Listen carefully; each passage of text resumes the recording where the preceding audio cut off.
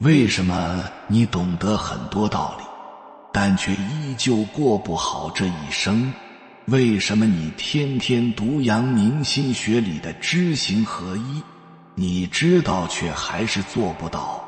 那是因为你不了解宇宙中有一个基本法则，能力抵不过业力，业力大不过愿力，能力就是我们所说的知识、方法、技能，你靠学习就可以获得。业力就是我们曾经创造的价值，种下的因果，帮过的人，积下的恩怨。而愿力则是我们内心最深处的向往，是发心，是理想，是一切思考和行为的原动力。我们说能力抵不过业力，就是说一个人的能力再大，智商再高，都逃不出因果循环，抵不过他做过的事情带来的影响。同样的逻辑再衍生一层，所谓当下心即未来命，当下命源于过去心，因果律是有一个起点的，那就是念。一念起，万水千山，天涯咫尺；一念灭，沧海桑田，咫尺天涯。那念又是从何而来的？答案就在这个字儿里，叫愿。溯本求源，愿力才是宇宙中最强大的力量。这个力量我们每个人生来就拥有，只不过你一直都不会用。缘分使然，今天你刷到了我，接下来的时间里，我将教会你如何最大程度地调用愿力，让你的人生从此事半功倍，心想事成。先问大家一个问题，你许过愿吗？你曾经许下的愿望都实现了吗？有些实现，有些没有实现，对不对？那么请问，你许下的愿望和愿望得以实现之间是否有必然联系？大部分人的观点是没有。要是真有的话，哪还有事与愿违这个词儿什么事了，对吧？那么人人都能心想事成。你别说，其实还真有。老话说过4个字儿，心诚则灵。也就是说，你信则灵，不信则不灵。说到这儿，该有人反驳了，说不对呀，这个信是迷信。我想告诉你，迷信和坚信之间只有一字之差。你知道为什么，然后知行合一，你坚定的坚信的实果，你压根儿自己都不懂得为什么，然后迷糊了盲从，那就真是迷信的虚果。一个向内求得自正，一个向外寻得自好，结果自然失之毫厘，差之千里。那既然灵不灵看心诚，那这个心诚该如何理解呢？正着讲很晦涩，容易招杠精，我反着跟你讲不成，你就更容易能听得明白。所谓不成，就是你的愿力，你的念受到了以下2种外念的干扰。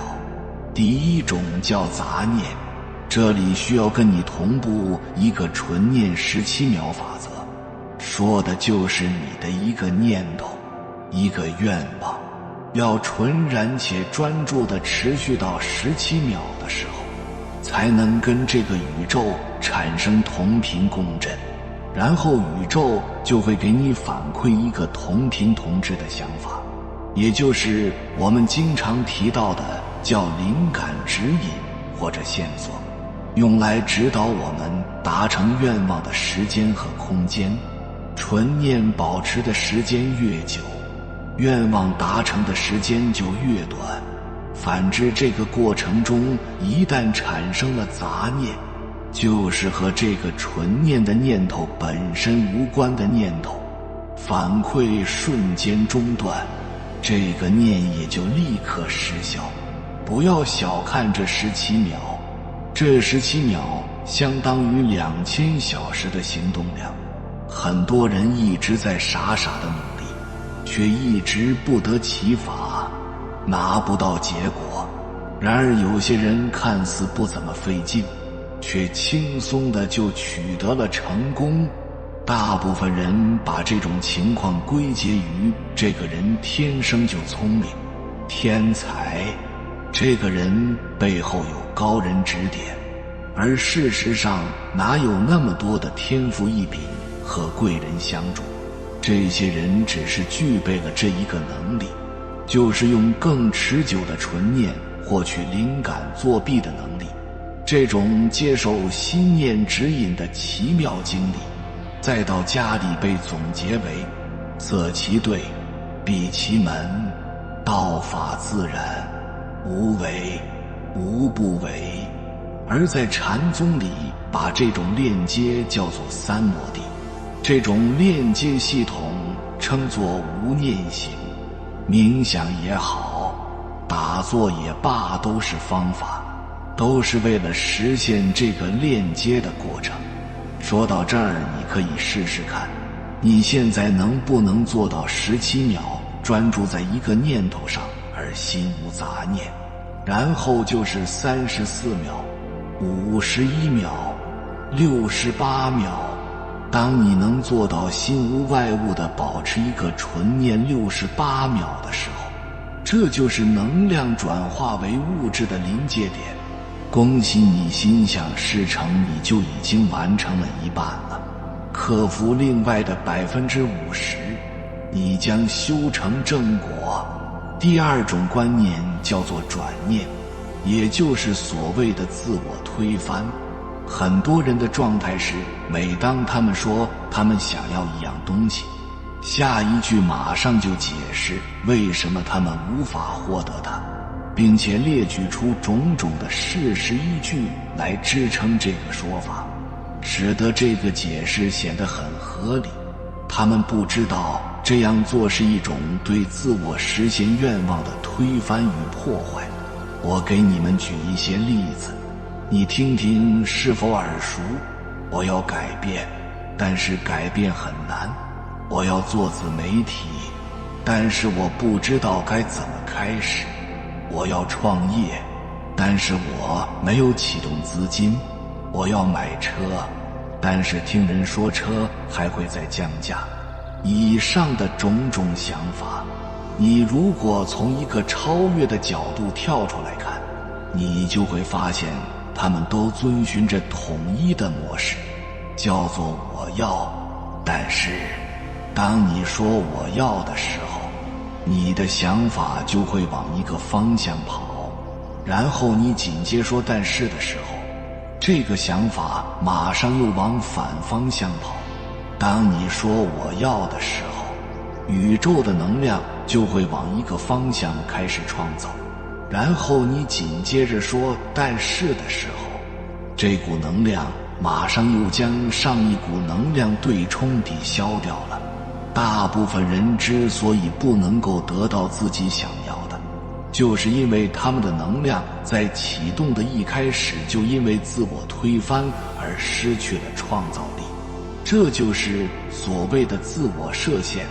他们一想到自己想要的东西是什么，马上在下一秒就起了一个转念，那就是要找一些事实依据来否决掉它。如此一来，能量就永远没有机会启动循环强化的滚雪球效应。油门刹车一起踩，这辆车哪里也去不了。水从1度到99度都是一个状态，只要它没到100度，10000年它也沸腾不了。杂念和转念两种不成，跟你说明白了，那我们自然就得到了心诚则灵的正解了。那就是由心而生的两个非常坚定的词儿：专注和坚持。所谓念念不忘必有回响，现在很多人的状态是常觉心累，是迷茫，是处在迷雾和浓雾当中的没有方向和不知所措。为什么？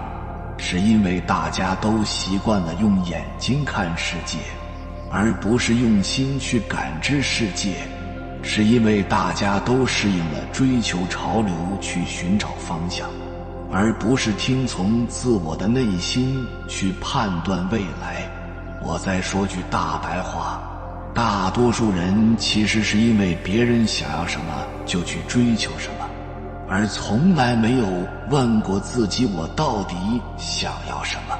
而事实上，你只有知道自己真正想要什么，你才可能知道自己到底该做什么。这个就叫心悟一元，然后在愿力的指引下，你自然就能做到知行合一。面朝大海，可以是春暖花开，也可以是学海无涯，背后就是心性，就是愿力的力量。当你一旦具备了这样的能力，你的人生自然山河广阔，水远天高。每个人都要找到自己的愿望，找到了自己的使命，内在觉醒，外在奉献。什么样的愿望能够产生愿力？不一定所有你的愿望就能产生愿力，就是我们每个人都有愿望，但是并不是每一个愿望都会产生力量。那什么是愿力呢？就是对利益众生极度的渴望所形成的一股伟大的力量。你现在的愿望是利益他的还是自利的？你是利益小部分人还是利于大部分人呢？每个明心见性的人，他不可能没有使命，不可能没有大愿。一大部分人目前只利自己，大部分人都觉得先自利再利他。那么有没有一种可能，你通过利他才能自利呢？告诉大家一个秘密，就是愿力越大的人，智慧和能量才越大。而且另外一个秘密就是愿力越强的人，他的烦恼越少。愿力大的人是不会穷的。奇怪不奇怪？大部分人的愿力方向反了。我们天天焦虑自己的1亩3分地。愿力大的人，他心中无有恐惧，不会焦虑。有的人他心里面就胡思乱想，有各种各样的焦虑，各种各样的恐惧。但是有强大愿力的人，他心中无有恐惧，向死而生。像孔子、鲁迅还有马云，他们愿力都很大，他们的智慧、能量、金钱、内心的这种精神都很好。愿力带给人的变化是超级大的。咱们都听过一句话，叫神通抵不过业力，业力抵不过愿力。就是你这个人本事再强，你也逃不出你的业力操纵，但是你的旧有的业力能被你的强大愿力给抵消。这就叫神通抵不过业力，业力抵不过愿力，愿力可以抵消掉你的旧有的负面业力。那么愿力它是如何运作的呢？首先第一个层面，你有一个强大的梦想，有一个强大的愿力，它能让你的内心秩序变得非常有序，非常稳定，非常聚焦，非常节能。你这个人心神就不再散乱、混乱了，不再模糊到处游走了。有这样一个内心世界，才能投射一个更加清晰美好的现实世界。你心中升起了一个伟大的愿力之后，你的内心世界它会不再左顾右盼，不再思前想后，不再好高骛远了，内核就稳了。很多人他心性是不定的，一会换个这个，一会换个那，一会这样想，一会那样想，然后人到中年，晚年一事无成。这只是第一个层面，是从相由心生的角度来说。第二个层面，我们说这个愿力它能抵消你就有的业力。它怎么抵消的呢？就是你内心升起了一个利益众生的伟大愿望，那么这个愿望它被你强化到一定程度之后，它就会形成一种力量。这个力量它会牵引着你不断地去做服务众生、利益众生的事情。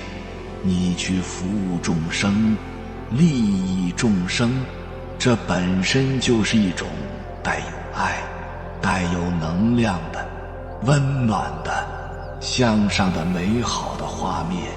这些画面被你重复的多了，被你做的多了，那就把你旧有的负面业力给覆盖了，你不会再受你负面业力的掌控了。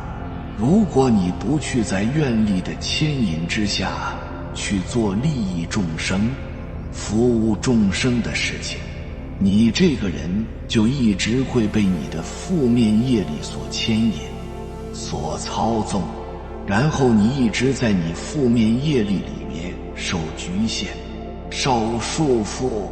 你想摆脱你就有业力，那你就要有一个伟大的愿望，在这个愿望的牵引之下，去不断地创造利益众生、服务众生的温暖的美好的画面，积累沉淀在你的脑海里面，形成新的正向业力。举个例子，马云他出生的可能是不好，很贫穷，如果说他不发个大愿去利益众生，他一定会被他原生家庭的那些负面业力所局限、所束缚。他想覆盖掉就有的负面业力，他必须去做利益众生、服务众生的事情，他才能把就有的业力给覆盖掉，不再被就有业力操纵。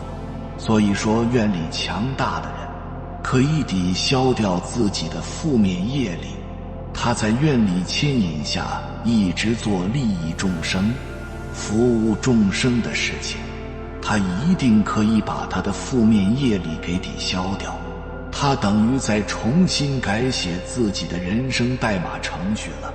所以叫神通抵不过业力，业力抵不过愿力，它超级重要，就是改内核。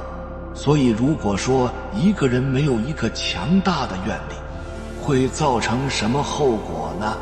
第一，你动不起来；第二，就是你做事没有那种意念的注入，你做的是品质和能量都生发不出来。如果说没有很强大的心神能量和意念的注入，你做的是没有品质，就是容易敷衍了事，马马虎虎就过去了。如果一个是没有品质、没有能量，那你的人生不会改观的。有一个强大的愿力，就像一个镇海神针一样。第二个层面就是愿力，你有一个伟大的愿望之后，这个愿望形成了一种力量，它会牵引着你去做利益众生、服务众生的事情。这些事情本身就是一个个美好温暖的画面，再植入沉淀到你的脑海里，然后能够覆盖你就有的负面业力，不让它再操纵你，不让它再局限你、束缚你，就等于你在改写自己人生底层的代码程序。那大部分人呢，他是活在业力的系统里面的，他是活在潜意识中的。业力就是潜意识，它看起来很自由很自主，但是它是活在潜意识里。比如说有人他对金钱有非常痛苦的经历，怎么痛苦呢？他小时候给他爸爸要钱，每次要钱都会打一顿，所以从小在他脑海里沉淀的关于金钱的就是这种负面的画面。他长大之后，你猜怎样？他交了男朋友，不敢给别人要一点好处，然后在两性关系中他很被动很吃力，平时去做销售他也不敢去推销，不敢向客户张口报价，然后工作也不好，就是他活在他的业力里了。他的业力关于金钱的痛苦经历，让他一提到钱他就很紧张，男生也不愿意跟他花钱，他也不敢要，这就是活在自己业力系统的操纵之下的。愿力它可以指挥你去创造美好，去改变就有业力那些负面画面，这个就是愿力的运作原理。愿力既然这么重要，那我说一下很重要的一点，就是你怎么发愿。有人说我的愿望就是利益自己，我只有自己好了，我才能让别人好，我才能利益别人。实际上这个思维是一个偏见，佛家讲不正见，有一种见教偏见，实际上并不是说你好了你才能利益众生，而是因为你利益众生你才能变好。就好像有人说我很穷，我怎么忠于灵魂呢？实际上不是你穷，你不能忠于灵魂，是你忠于灵魂了，你就不穷了。还有人说我要养家糊口，我怎么发大愿呢？实际上不是因为你养家糊口不能发大愿，是因为你有了一个伟大的梦想，伟大的愿景之后你才会不穷。这个逻辑大家搞清楚很重要。很多人都是陷入自己思维的，成了自己思维的囚徒了。他的思维一旦形成，他对人的禁锢是非常可怕的，好像是鸡和蛋的问题。你先利益众生，你才能把自己变得更好。看起来你是在利益众生，实际上是众生在利你。无私而成其大私，那些伟人们、革命先烈们，他们其实就是为了中华崛起，为了新中国。他自己其实物质条件非常差了，但是他就是先利他，然后再自利。怎么发大愿？就是大愿并不是每个人都能发得出来的。为什么呢？因为你没有那种业力的积累，没有体验，你是很难发起大愿的。你平白无故发你是发不起来的，即使发你也没有心力去做。所以呢，还是回到那个老生常谈的话题了，就是要日行一善，要把当下的每一件小事做出品质。往期的影片中我也多次强调，为什么要安住当下，把当下的每一件事都做出品质，就是因为你只有不断的积累，你的体验感越来越强，你的伟大愿望才能发得出来。然后你的伟大愿望发出来之后，你的人生一定会走上快车道。你有了伟大的愿力之后，你是不会穷的，你的智慧能量会变强的，而且你无有恐惧了，不会焦虑了，而且你愿力越强，你的烦恼痛苦越少，你愿力越小，你的愿望越小，你的烦恼痛苦就越多。所以就是你现在不用急着发大愿，你现在要做的就是日行一善，积累自己的能量。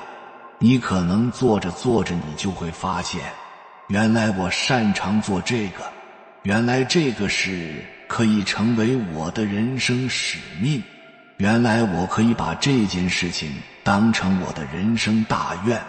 它是突然间就闪现出来了那个灵感。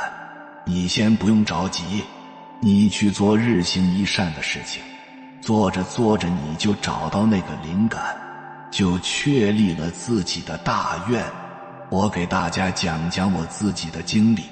我自己现在的愿望就是想为往圣迹绝学，为众生开智慧，愿力真的能够让你有如神助的去做事。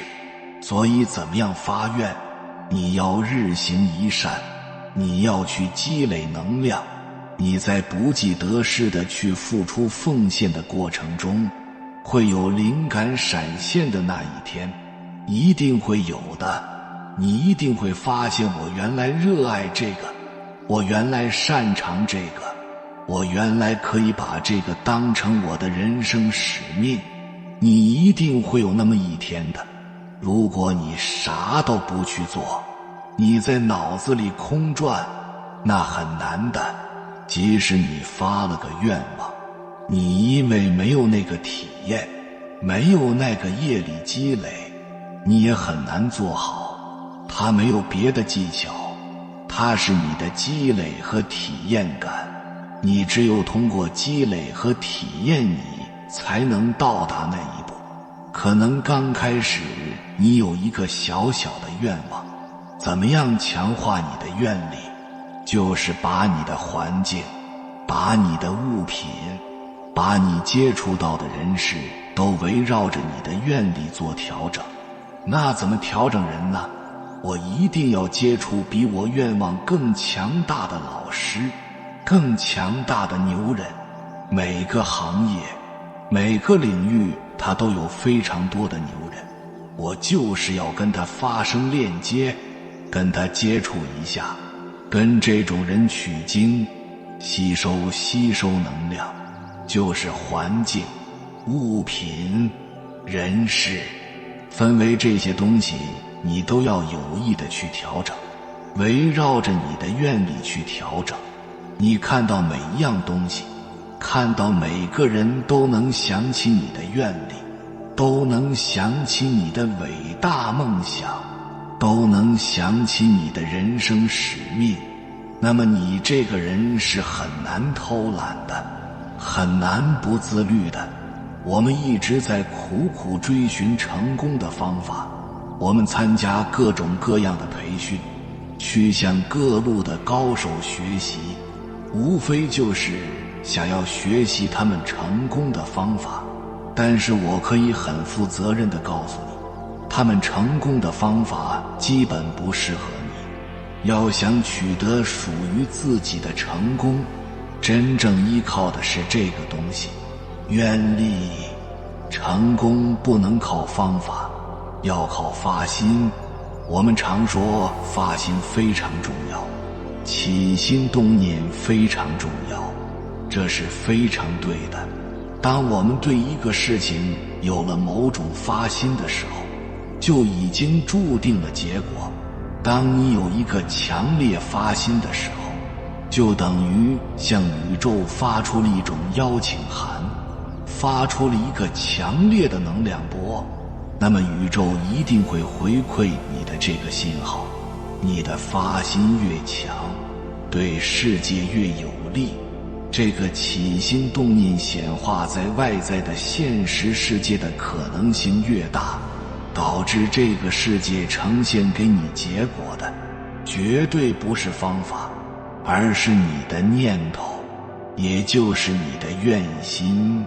许愿真的是有力量的，但是一定要发自心灵层面。所谓的方法根本没有生命力，方法是一个技术层面的东西，方法与心灵无关，方法是形式方面的东西，方法代表着局限性。所有的方法都有支持背景，如果我们只看方法而忽略了这个方法背后的东西，那么这个方法必然会导向失败。成功一定有方法，但是成功一定是需要自己的方法，成功一定建立在自己的现实情况之上。他人的方法对你而言，常常恰好是一条死路。所以说，成功的关键在于找到自己的方法，秘密在于方法不是计划出来的，而是来自于内在的启示。这个启示必须由你的愿心启动，如果你没有连通内在的启示，那么你找到的方法基本都没有用。更准确地讲，成功需要的是一种力量，是一种能量源泉，而不是一种方法。愿力就是方法，方法就是愿力，靠方法驱动，走得不远。如果真的想成功，绝对不能靠方法去驱动，因为方法是灵活多变的，一个方法往往只能用一段时间，只能支持你走完一段路，那么后面的路怎么走？这需要你的有一个长久的驱动力，这个驱动力只能是来自于你的愿心。欲望等于匮乏，如果在你的目标当中掺杂了欲望，恰好就是给目标设定了一个巨大的障碍。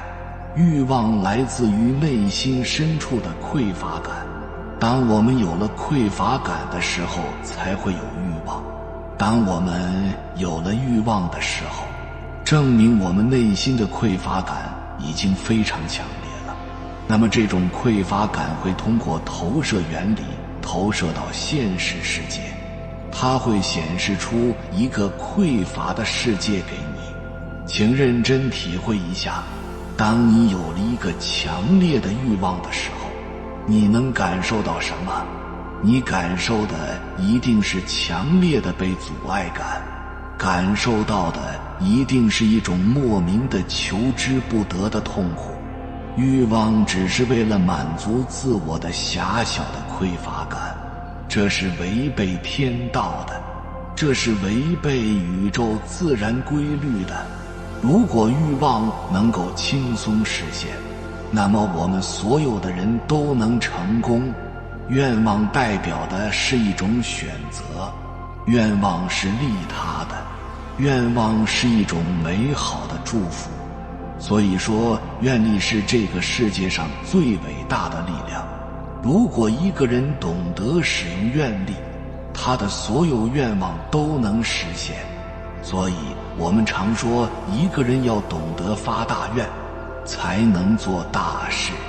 你看唐僧看起来好像没什么大本领，但他却能带领高徒们去往西天取经，这正是因为他有强大的愿力支撑他义无向前。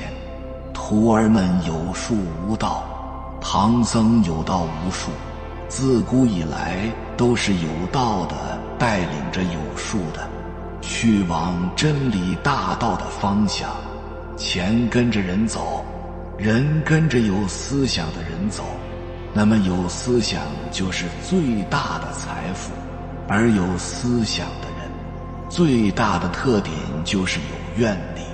想取得成就，就先把自己填充的有思想，有大志，有大爱，有愿景，有能量，最后再兑换成产品，价值，服务他人。当一个人很悲悯众生，懂得在这个社会上应该有一颗慈悲之心，他就会有一种愿力生发出来。因为怜悯别人，才会觉得应该更好地去帮助别人。当发的愿越大，就越希望去为众生服务的时候，改变自己的推动力就越大。愿力是我们内心深处的原始动力，用心的愿力可以驱动你完成你想做的一切，它是宇宙中最强大的力量。愿力始终让生命呈现出勃勃生机，我们必须不断地积累功德，才能承载住这些物质财富。有缘人，感谢你看到最后。如果今天的影片对你有所帮助，请按个赞给我响应，回复一句许大愿，行大愿，愿以大愿如愿，得偿所愿。还没有订阅频道的，请点击右侧的订阅按钮，与我们建立更深的连接，随缘加入会员，与同频之人共修福报，随喜转发，传播善知识，功德无量。